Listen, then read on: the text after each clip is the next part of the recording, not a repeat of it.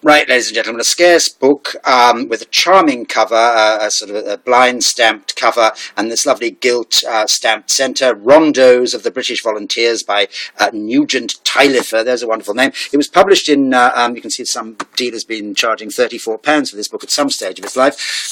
It was published by Stanley Lucas Weber and Company, 84 New Bond Street, London, in 1878. It's called Rondos for British Volunteers, as I say, and it's basically a series of tunes, or not tunes, but words composed as marching songs for various British volunteer rifle brigades and local volunteer defence organisations. I haven't read it in detail, but that's what I suspect, or I gather it is. There's a long introduction about the need for a volunteer force in Britain, what with the previous Crimean Russian threat, the Franco-Prussian War on Britain's doorstep at the period, and it then talks about morale in the volunteer forces, about the need for music and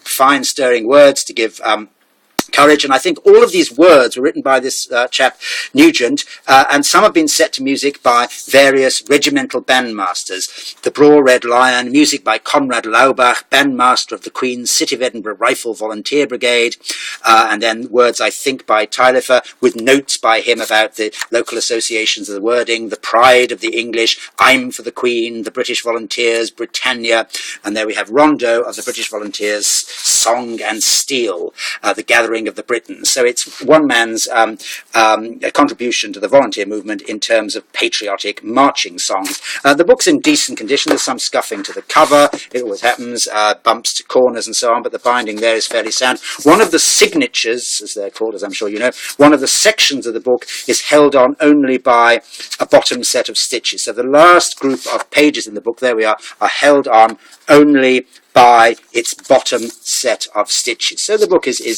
distressed to some extent, but as a reading and reference copy and a piece of British Volunteer Rifle Brigade history, it's important and it is very scarce. I can't find any copies currently for sale, and this was obviously for sale at some stage for £34. My current starting price is rather less than that. Thanks very much. Bye.